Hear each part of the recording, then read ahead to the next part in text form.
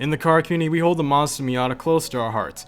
It was hard for us not to respect its insane power to weight ratio, and it's always been a great choice for beginners because of its affordability. Unfortunately, it's the judgment of the non-car people that you need to worry about when it comes to buying a Miata. It's a girl's car, they'll say. It's not safe, they'll say. Clearly, they don't understand the meaning of track day, bruh. If you want a Miata, go ahead and buy one. But if you found yourself feeling something else, or just want something to avoid the judgment of all the non-car plebs, then here are 5 Mazda Miata alternatives. The Miata is a tried and true platform. It's understandable if you don't want to deviate too far from the Miata platform. If that's the case, then the Fiat 124 is a good place to start. Being assembled in Japan and built on a similar chassis, the Fiat 124 more or less is a Miata. The main difference is its engine, being a 1.4 liter 4-cylinder turbo. This engine puts out 164 horsepower, and it's a turbo Miata that no one really asked for, but we all knew that we wanted. The car does weigh slightly more than the Miata, being 2,436 pounds. The car unfortunately was released as of last year, meaning that finding a used one is going to be rather hard, making this probably the most expensive entry on this list. That price point may be well justified, because now you can tell people that you own an Italian sports car, and you won't have to worry about anyone telling you that you own a girl's car anymore. Wait a second, what's that you'd say? Fiat's more of a girl company? Oh yeah, because they make the Fiat 500? Well shit. Lucky for you, there's still 4 more entries on this list. One of them has to be manly, right? Here we go, this next entry in this list just might do the trick. After all, nothing screams dedication like building a car in your own garage. The Factory 5818 has 3 main variants. Regardless of which variant you pick, you're getting a really cheap car. The kit starts anywhere from 10 to 12 grand depending on the variant you pick. The car gets its name from being 818 kilograms, or 1,800 pounds. It is also a mid-engine layout. What this means is that you're going to get an insane track demon for the cheap price that you pay. The car does recommend in 2002 to 2007 Impreza WRX as its donor car. However, that is not necessary. You can indeed build a car without the need of a donor car, though it may speed up the build if you choose to do so.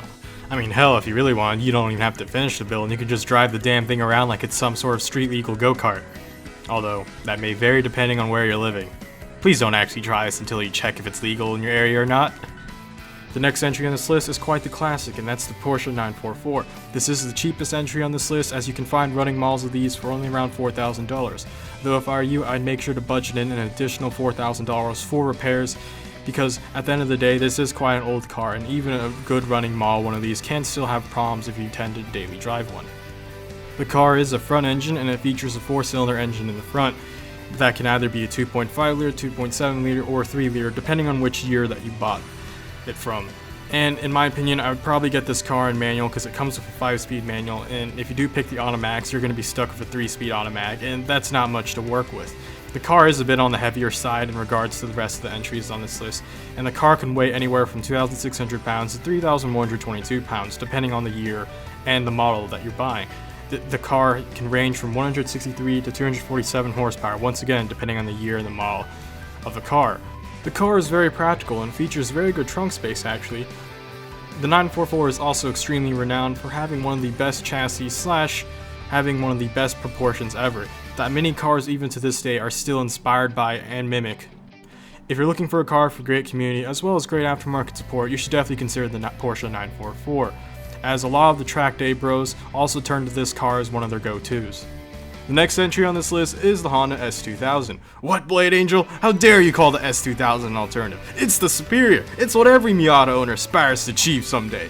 Whoa, calm down, S2000 owner. Even though a lot of people say that in order to show up a Miata, you get a S2000, there's something so damn intriguing about the suicidal claustrophobic death trap that the Miata is that the S2000 just doesn't quite capture.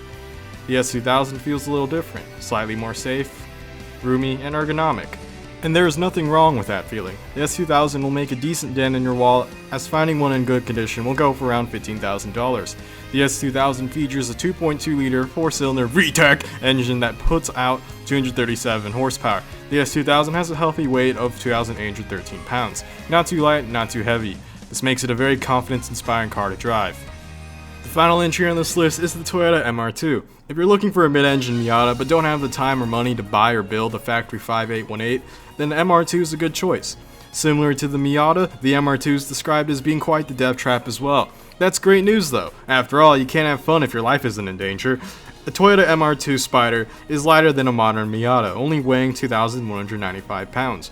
With its 1.8-liter 4-cylinder engine, the MR2 puts out 138 horsepower.